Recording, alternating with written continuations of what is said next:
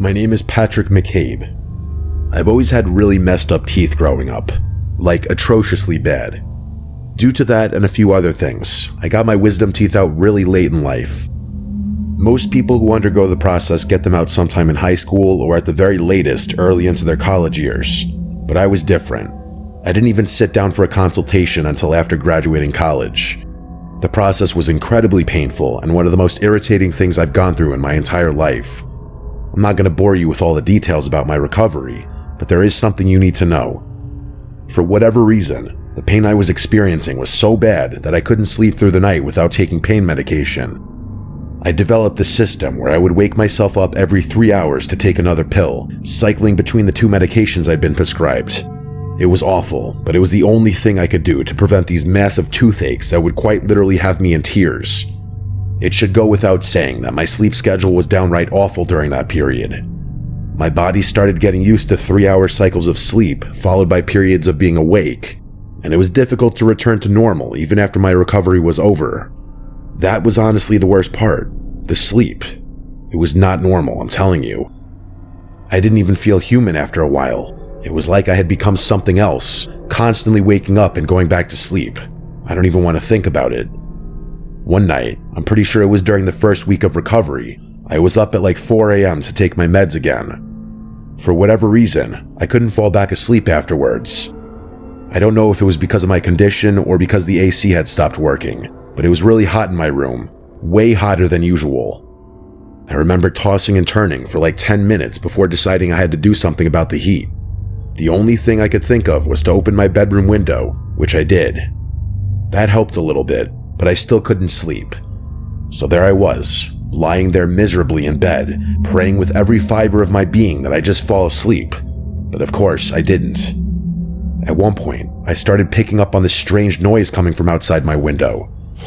I never slept with my window open, so at first, I figured it was just some normal outside sound that I wasn't used to hearing.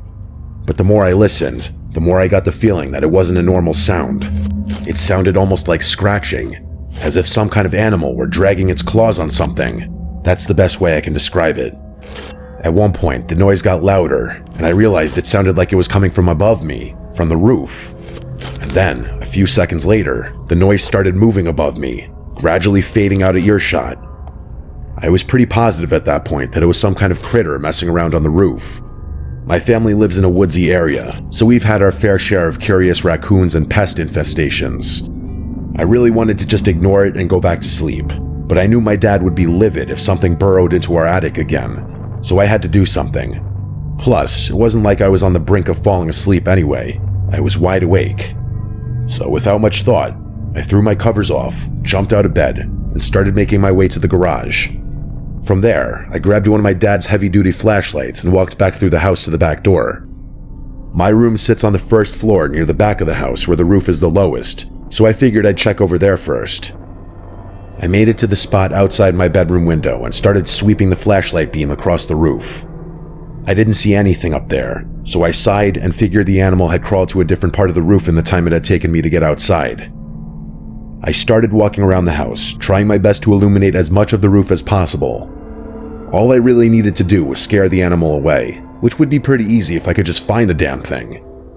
I was standing near the front of the house where the roof is nearly twice as high when I spotted something shift in the corner of my flashlight beam. With one quick flick of my wrist, I shot the flashlight toward the spot I had seen movement and nearly passed out. There, standing on the roof, was a person. Not an animal, not a pack of animals, but a fully grown human being. There was a naked human being standing on my roof, frozen in the beam of my flashlight. I screamed, I couldn't help it, and as soon as I did, the person on the roof started moving, almost like they were allergic to the light of my flashlight. I tried to trace their movements with the light, but they were absurdly fast. Until that moment, I didn't know it was possible to move so fast barefoot, let alone on the loose shingles of an uneven roof. They started making their way back to where my room was, and I sprinted around the house to intercept them. I don't even know what I was thinking. I should have just ran back inside, but there was some deep instinct in me that prevented me from backing off. I yelled for my dad as I ran, hoping he'd be able to get outside in time to help me ward off or restrain the psycho on our roof. I made it to the back of the house just in time to see the person preparing to jump off the roof. My first thought was that there was no way. There was absolutely no way a person could jump off that roof without suffering serious injuries, even from that lower point. Surely they'd have to find another way down. But without hesitation, the person jumped, slamming into the concrete with a deafening thump. The shock of what I was seeing had me frozen in place at that point. I couldn't even process what was going on because of how insane it was that someone had actually just jumped off our roof. I don't know how he didn't shatter every bone in his legs. My dazed shock only lasted a split second, but that was enough. The person immediately got up off the paver stones and charged toward me, tackling me to the ground. He started clawing at my eyes, almost like he was trying to rip my face off. I screamed and kicked, but I couldn't get him off me. He was grunting and spitting, and there was no logical explanation for how someone like that could be so strong. I started feeling blood pouring down my face, and in that moment, I thought I was going to die. But then, over the sound of my own screaming, I heard the back door burst open.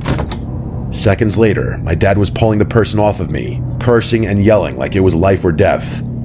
I got up off the ground just in time to see that psycho breaking free of my dad's grasp, completely covered in my blood.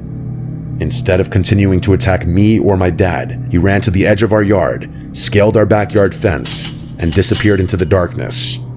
My dad and I stood there in shock while the sounds of his footsteps crashing through the forest faded into the distance. I'll fast forward through the rest. I had to go to the hospital that night. My dad almost crashed just trying to get me there. I had lost a ton of blood, and the doctors had to give me all sorts of shots to prevent me from getting any infections or diseases that guy might have had. It was a nightmare. The one saving grace was that my mouth was basically untouched, so my teeth didn't need to be re-examined. The police were useless, not like they could have done much anyway. They said searching the woods would be unfeasible given how vast it was, and insisted that simple security cameras would have prevented the whole thing. My dad later discovered that the person on the roof had been trying to dig into our attic, just like an animal would.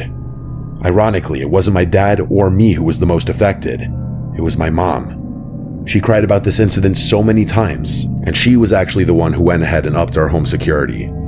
I still have no explanation for what happened that night. Who that guy was, where he had come from, and how he had even found our house are just a few of the 1,000 questions about that night that I fear will never be answered.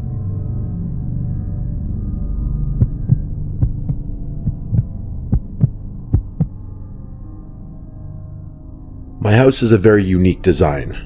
Well, I call it unique, but I bet a lot of people would call it weird instead. And actually, they have. The vast majority of friends I've hosted have all said so, even a handful of girls I've snuck in while my parents were away.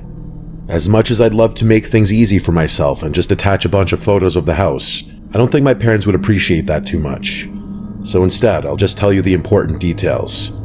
As it pertains to the story, there's really only one you need to know. You know how most houses have a porch or a walkway leading up to the front door, and there's usually some sort of covering above the door, maybe called a door canopy? Well, my house basically has a covered hallway that you have to walk through before entering the actual interior. Imagine your own front door, part of the house on either side, and then push the front door entrance back, into the house so to speak. It's essentially like walking in between two parts of the house without even being inside. This is all to say that my bedroom is on the first floor, right next to the external hallway that leads to the front door. If I stand up and look out the window next to my bed, I can actually see anyone standing at the front door, but they'd have their back to me. Hopefully that description makes sense. I developed a habit at a really young age of peeping out that window whenever a delivery person or a guest would ring the doorbell. It was like having a little hidden camera that I could use to check who was there before stepping in full view of the door. What I'm about to tell you happened just a few months ago, at the very beginning of the summer. My parents were out of town for the week, so I decided to take advantage of the situation and let my girlfriend Anna sleep over for a few days. Normally, my strict and traditional parents would be very opposed to anything like that, but what they didn't know wouldn't hurt them. Plus, they'd met Anna a million times, so it wasn't like I was bringing an unwelcome stranger into our home. The first night was relatively uneventful, just a chill movie night with some snacks and a few glasses of wine. We went to sleep at a reasonable hour and went for a dip in the pool the following morning. I'm not really much of a party person, and neither is Anna, so we were more than happy to just spend some time together relaxing, playing games, and watching TV. The second night was when things went down. It was probably sometime around midnight. We were pillow talking in the dark, about to go to sleep, when I heard something from outside. It sounded like a screeching, or something being dragged. I shushed Anna and listened, trying to figure out what I was hearing. It sounded like it was coming from the driveway, which is off to the side of the house. That alarmed me, mostly because it meant the sound was coming from really close to the actual house. I listened a little while longer and realized it was the sound of one of my dad's trash cans being moved around. He sometimes keeps them in front of the garage, and I was pretty positive I had seen a couple of them out there earlier that day. My first thought was that he hadn't fully emptied them and some animal was poking around looking for scraps or food or something. Still though, animal or not, hearing things moving around in your driveway is creepy, especially when you're the only one home and it's too dark to see anything. I told Anna to stay put, telling her that I was going to go shoo away the raccoon or other animal that was rummaging through the trash. Then, I calmly walked out of my room and over to the front door. I flicked on the switch for the exterior lights, but they didn't illuminate the driveway enough for me to see anything, just the front yard and the porch. So, reluctantly, I opened the door and walked outside, hoping my presence would be enough to scare off whatever was out there. I stood on the porch for a few seconds, waiting to hear scampering or see an animal run across the yard, but nothing happened. In fact, even the sound of the trash can had stopped. I figured there was a slim chance that whatever had been there had already run away, but concluded it was unlikely since I had been watching and listening the whole time. So, even more reluctantly, I clicked on my phone flashlight and started walking down the front steps toward the driveway. As I got closer, I realized that one of the trash cans had indeed been messed with. 2 of them were sitting against the garage door, but one of them was completely overturned, with its contents scattered across the driveway. I groaned, knowing I was going to have to clean up the mess. I should mention that I didn't see anything out there, even after approaching, so I figured the animal had slunk away without me noticing. Just to be completely sure, I shined my flashlight all around the trash cans, but there was still nothing there. So that confirmed it. Without much more thought, I started picking stuff up from the driveway and throwing it back in the trash can. After I finished with that, I went back inside, opened the garage door, moved the trash cans inside, and locked it. I didn't want to run the risk of something returning later and waking me up. Then I went back to bed. Anna was still awake, but barely. I could tell she was about to fall asleep, so I gave her a gentle kiss on the forehead and tried to get comfortable on my side of the bed without disturbing her too much. I was in that in-between phase of consciousness and unconsciousness, where you're half dreaming but can pull yourself out of it if you concentrate, and that's when I heard something. This gentle tapping noise, like metal on glass. I was convinced it was part of the half-dream I was having, but something about it was just the slightest bit too unsettling. So instead of succumbing to exhaustion and drifting off into sleep, I opened my eyes and looked around the room. Sure enough, the tapping sound didn't stop. I froze. It hadn't been in my own head. It was coming from somewhere in the room. I didn't move a muscle. I just listened, trying to pinpoint exactly where it was emanating from, or even what it was. After a few seconds, I realized it wasn't coming from inside the room at all, even though it sounded so clear. That could only mean one thing, though. It was coming from just outside my window. I forced myself out of bed, stood up slowly, and peeked behind the curtain of my bedroom window. In the minimal light from outside, I could see the outline of a person standing at the front door, with their back to me. It was terrifying. I looked for a little while longer, and realized they were lightly tapping on the glass over and over and over again, as if expecting someone to answer the door. But that was insane. It was past midnight, and none of the house lights were on. I tried to make out more details about the person, but I couldn't see anything distinctive without more light. As I was standing there watching them, I noticed them start to turn around. Without thinking, I ducked under the light just in time, and I felt my heart start racing. I must have stayed crouched behind the window for a full minute, terrified that they had seen me. I didn't want to look again, but I had to. With a deep breath, I mustered up the courage to take another look out the window. Slowly, I stood back up, peeled the curtain back, and instantly regretted it. There, just 2 inches from the glass, was a face staring back at me. I yelled and recoiled from the window, yanking the curtain shut again. Even though we were only face to face for a split second, I was able to make out that it was a man with shriveled-looking skin, like someone whose face was melting away. As I fell back onto the bed, still yelling uncontrollably, Anna woke up. I screamed that there was someone outside, then made sure my bedroom door was locked before grabbing my phone and calling the police. The cops showed up a little over 10 minutes later. Anna and I stayed locked in my room the entire time. I really wanted to run to the front door to see where the creep had gone, but Anna was clutching onto my arm and wouldn't let me. When the police finally arrived, I let them inside and told them everything I had seen. They did a quick sweep of the house, and with my help, we confirmed that there was no sign of forced entry, and the entire house was locked up. That put me at ease, but it still didn't explain why that guy was creeping around my house and where he had gone.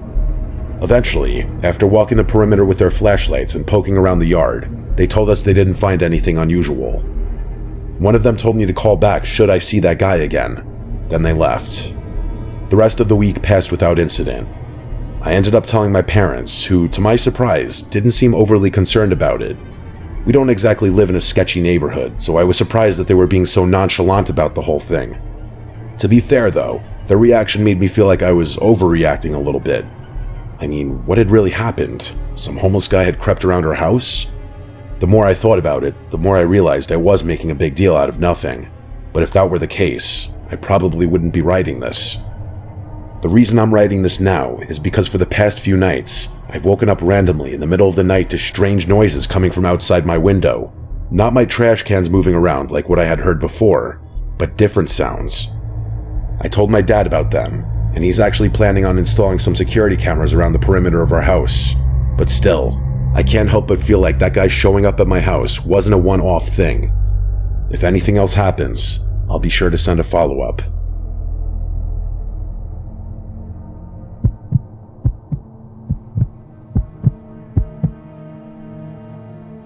What you're about to hear is an experience that nearly made me lose my mind. It's still something that I think about quite often, if I'm being honest, but I've been able to recover a bit in the months since it's happened. The whole story is pretty quick, so I'll get right into it. I'm a single guy in my mid-30s. I live alone with no pets in a small one-story house.